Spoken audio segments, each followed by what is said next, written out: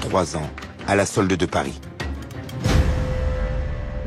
Son opposant principal est Ruben Oumniobé, leader de l'UPC, un parti indépendantiste. Oumniobé a bien compris le piège de cette pseudo-démocratisation. Il réclame, lui, une véritable indépendance pour son pays, jusqu'aux Nations Unies. L'UPC a demandé à intervenir sur 3 questions. La réunification immédiate du Cameroun, la constitution d'un conseil de gouvernement et d'une assemblée avec des pouvoirs législatifs. Et enfin, la fixation d'un délai pour le droit de l'indépendance au peuple camerounais. Était incorruptible. Un Africain qui ne se laisse pas corrompre est très dangereux pour le système néocolonial français. Proche du Parti communiste, l'UPC représente tout ce que la France abhorre. Une sorte de Viet Minh africain qu'il faut anéantir. Le haut commissaire au Cameroun, Pierre Messmer, exclut de négocier avec les Rouges. Ancien de la France libre, ce baroudeur a combattu en Indochine. Traumatisé par la défaite, il n'a qu'un but, détruire l'UPC et neutraliser son chef. Ruben Oumniobé devient l'homme à abattre.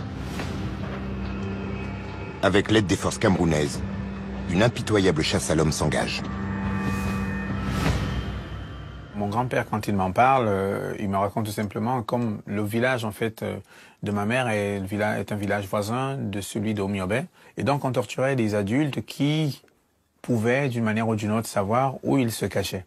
Et c'est comme ça que mon grand-père, pour éviter de se faire torturer, il avait décidé de partir avec ses enfants dans la forêt le temps que cette guerre-là se termine.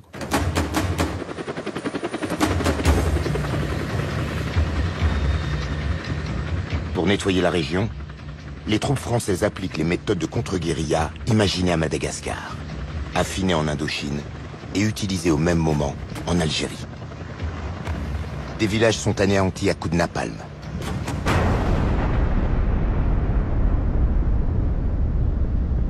Une guerre cruelle dont les Français de métropole ignorent tout.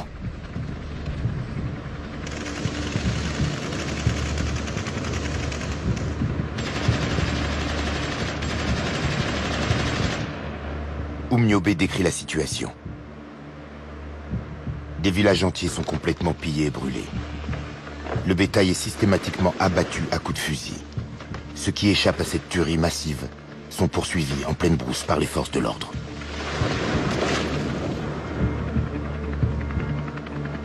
Après des mois de terreur, les maquisards de l'UPC sont anéantis. Repéré, Ruben Oumniobé est abattu. Mon grand-père m'a raconté que lorsqu'on tue Oumniobé, son corps est traîné sur des kilomètres pour le défigurer. Il pleuvait ce samedi. Et donc ils l'ont traîné dans la boue, le visage défiguré, tuméfié. C'est à peine s'il est habillé. Il faut montrer que cet homme, il a été défait.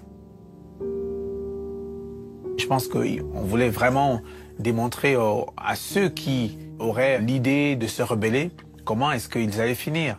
De dire que c'est cet homme-là qui haranguait les foules, qui était un tribun incroyable, doté d'une intelligence incroyable, pouvait finir comme ça, complètement défiguré. C'était un moyen vraiment de pouvoir amener les gens à abandonner le combat, puisqu'il fallait complètement traumatiser ceux qui pouvaient encore croire en lui, quoi.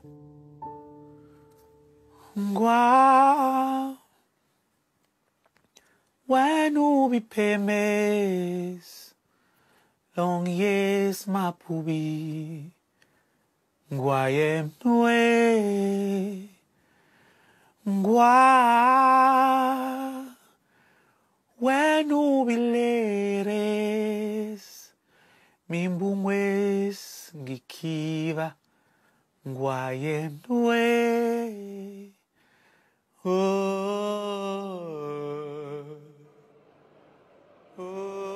L'ennemi est mort. Et le protégé de la France, Amadou Ahidjo, peut se répandre sur les ondes. Les troubles qui ont secoué certaines régions du Cameroun se sont presque tous éteints. Nous avons fait, en collaboration avec les représentants de la France au Cameroun, tout ce qui était à notre pouvoir pour que le calme revienne. Nous sommes heureux de constater que nos efforts ont été couronnés de succès. Amadou Ahidjo prendra le pouvoir et installera une dictature soutenue par les Français. La répression contre l'UPC au Cameroun durera des années.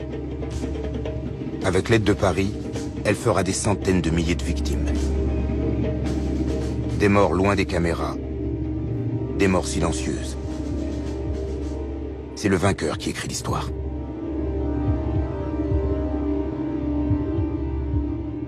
Lorsque j'ai grandi au Cameroun, il était interdit de parler de Oum et de l'UPC. Moi, j'ai été témoin, jeune homme, de gens qui évoquaient Oum et qui essayaient de voir qui était à côté d'eux. Et donc, un silence de plomb a pesé sur le pays. On a essayé de faire comme si Oum n'avait jamais existé.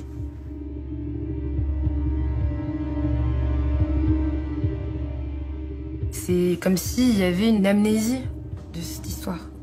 Ou en tout cas, il faut vraiment faire un travail archéologique quoi, pour déterrer, même au sein des familles, ce qui a été, l'ampleur de ce qui a été et qu'est-ce qui s'est passé.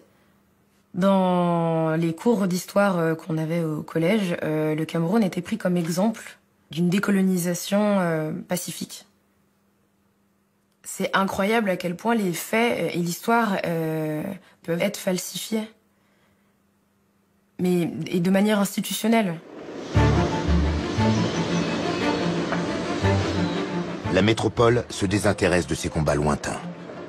Les Français ont alors bien d'autres soucis. Une décennie après la fin de la guerre, le quotidien reste difficile, dans une France encore à reconstruire.